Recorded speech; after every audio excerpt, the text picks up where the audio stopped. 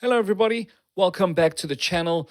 I am DJ Leandro, and in this video, I'm going to show you all how you can achieve the perfect bass and kick in dance, and more specifically in house music.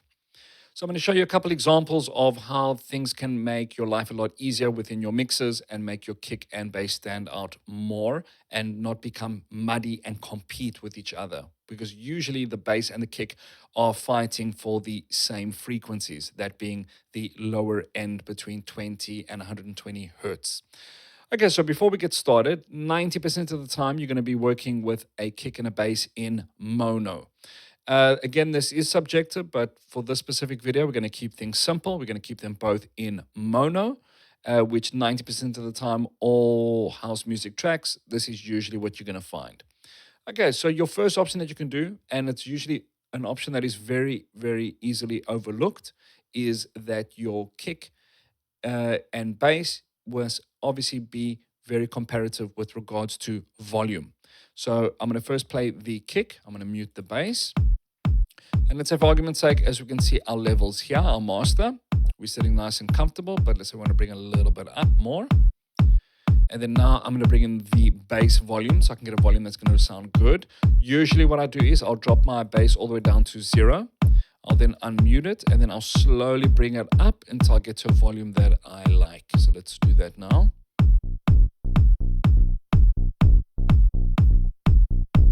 Okay, I'm happy with that.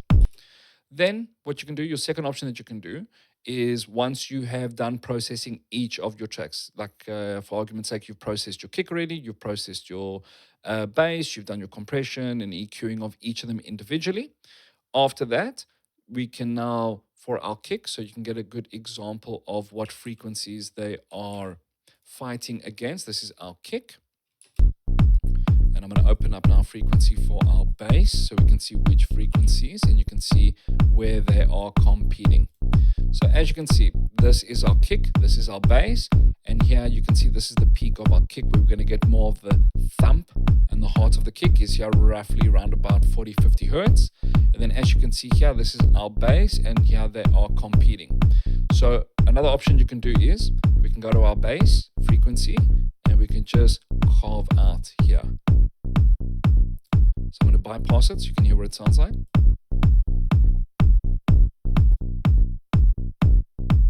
As you can hear now, our kick is now much more present. Another thing you can do once you've done with this specific option or another option that you want to work with is that you can just add a simple sidechain compressor. If you don't know how to do sidechain compression, just check out my past video. I'll put it in the link above and you can just click there and you can find out how to do sidechain compressing. So we're going to just add now a sidechain compressor. And we're going to sidechain it with our kick. Drop the attack. Make our ratio flat.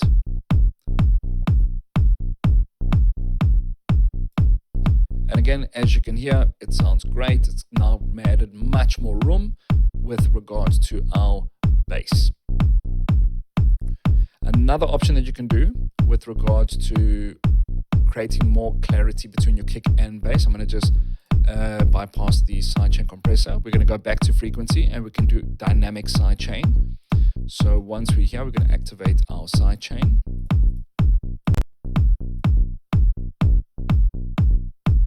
Click here.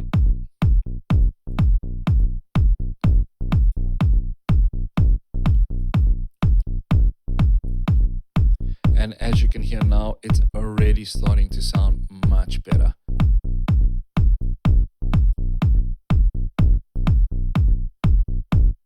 Personally, for me, I usually just use the dynamic sidechain to carve out room, and I'll tell you why. The reason being is that if you're going to just cut a frequency without the sidechain, as you can hear like that, if we're going to turn off the sidechain, what's going to happen is in between the bass notes, it's still going to be cutting this frequency. And that's the nice thing with the dynamic sidechain, is that even though we are cutting here, it will only be cut and ducking when the kick is being played. But after the kick is being played, those frequencies will come back into the mix, giving it much fuller, much more room, and not thinning the bass too much. Okay, so this is really going to help you bring much more clarity and give more presence between the relationship of your kick and your bass. Okay, now the option that I used with the bass was just simple bass notes. I'm now going to show you an example with a sustained bass. So here we're going to have our sustained bass. You can hear what it sounds like.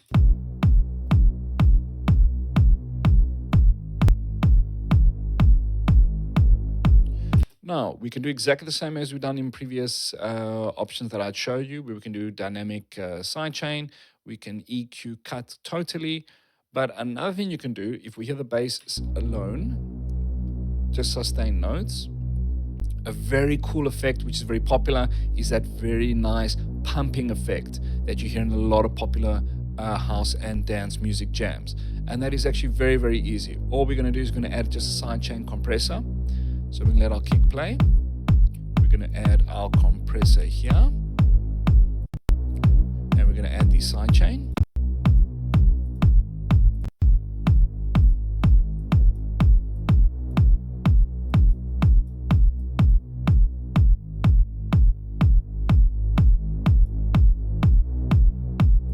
As you can hear now, we're now getting that nice pumping effect, which creates not just room between the bass and the kick, but it also adds a bit of movement between your bass and your kick. And the bass alone, it's got a nice movement to it, adding some nice rhythmic elements within your track.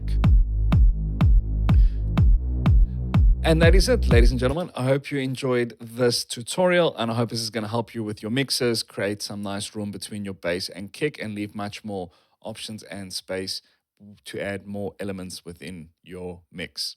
Thank you so much. Don't forget to like, subscribe, and share, and I'll catch you at the next video.